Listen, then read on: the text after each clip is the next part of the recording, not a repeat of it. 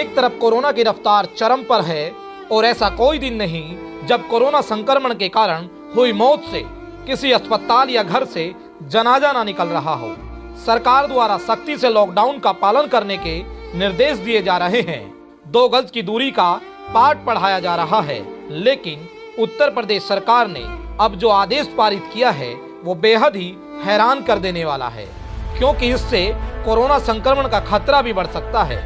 जी हाँ, उत्तर प्रदेश सरकार ने शराब के ठेकों को खोलने की मंजूरी दे दी है, जिससे साफ जाहिर है कि जैसे ही शराब के ठेके खुलेंगे तो लोगों की भीड़ भी लगना तय है। हालांकि सरकार ने इसको लेकर गाइडलाइंस भी जारी की है और गाइडलाइंस का उल्लंघन करने पर ठेका संचालक के विरुद्ध कार्रवाई की बात कही है, क्योंकि कोरोना की रफ्तार जिस तरीके से बढ़ रही है वो बेहद ही चिंताजनक है।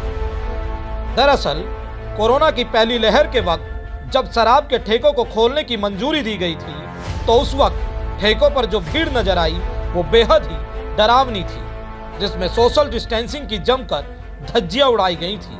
ऐसे में अब दूसरी लहर उससे भी घातक कहर बरपा रही है और अब तक न जाने कितने परिवारों की खुशियां उजड़ चुकी हैं, कितने लोग अस्पतालों में जिंदगी और मौत से जंग लड़ रहे हैं। ऐसे में लगता है कि ठेकों पर अगर ये तस्वीर दोबारा दोहराई गई तो कोरोना संक्रमण के बढ़ते दायरे का असर भी देखने को मिल सकता है। तो सवाल सरकार से बनता है कि जान जरूरी है साहब या फिर जाम।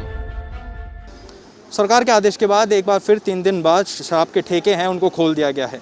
मेरे पीछे आप देख रहे हैं मवाना बस स्टैंड के पास जो शराब के ठेके हैं वहाँ पे मैं मौजूद हूँ।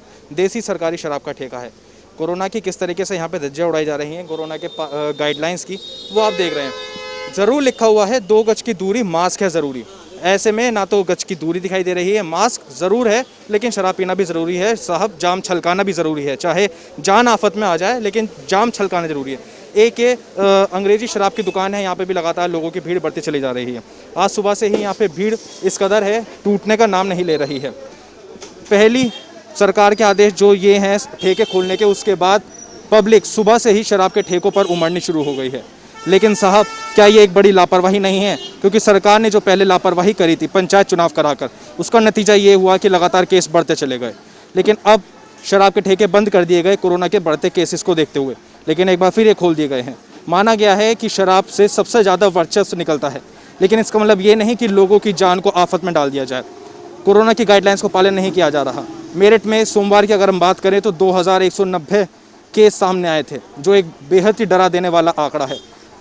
आंशिक लॉकडाउन लगा हुआ है मेरठ में, लेकिन फिर भी पब्लिक घरों से बाहर निकल रही है। ना इनको रोकने के लिए पुलिस है और ना ही कोई कुछ अधिकारी ही सड़कों पर दिखाई दे रहे हैं। लिहाजा पब्लिक शराब के ठेकों पर उमड़नी शुरू हो गई है। स्टॉक भर के लेके जाया जा रहा है। जो बिक्री पिछले 3 दिन में रुकी हुई थी वो आज थमी हुई है। भाई साहब, शराब खरीदना है? जी सर, शराब खरीदना है जी, खरीद ली। क्या कोरोना से डर नहीं है आपको? शराब पीना ज़रूरी है? सर बहुत डर है, लेकिन शराब पीना भी ज़रूरी है? नहीं सर, ऐसी ज़रूरी नहीं है। ऐसा ज़रूरी नहीं है जी, ऐसा ज़रूरी नहीं है। शराब आपने भी शराब खरीदी भी है? नहीं भैया नहीं। शराब नहीं खरीदी जी। बाहर क्यों घूम रहे हैं? लॉकडाउन लगा हुआ है तो वैसे मेरे गाड़ी में पंचर हो पड़ा, इसमें घूम रहा हूँ। पंचर की दुकानें तो बंद है भैया। ये देखिए, तर्क एक से एक दी जाते हैं। बाहर घूम रहे हैं, ये देखिए, ये पीछे नज़र ज़रूर छुपाते घूम रहे हैं। देखिए भैया, कहाँ जा रहे हैं? शराब खरीद रहे हैं तो आइए। गन्ने के जूस के ठेके पे खड़े हो गए, अभी खड़े हुए थे ये यहाँ पे शराब के ठेके पे। जो ये लापरवाही साफ तौर पर सामने आ रही है, इस चीज़ का ख्याल होना चाहिए कि ऐसी लापरवाही से कुछ नहीं होगा, अपनी जान आफत में आएगी।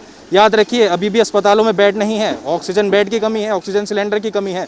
लोग तड़प रहे हैं, मरीज तड़प रहे हैं अपनी जान के लिए। ऐसे में कोरोना की गाइडलाइंस का पालन ना करना, लॉकडाउन के नियमों को तोड़ना एक बड़ी लापरवाही कहलाता है। क्या इसी तरीके से कोरोना की चेन को तोड़ा जाएगा? एक बड़ा सवाल न्यूज़ 80 छोड़ता है सरकार के आगे कि क्या इसी तरीके से कोरोना की चेन टूट पाएगी? वीडियो जर्नलिस्ट साजिद सिकंदर के साथ प्रत्युष शर्मा, न्यूज़ 80 मेरठ।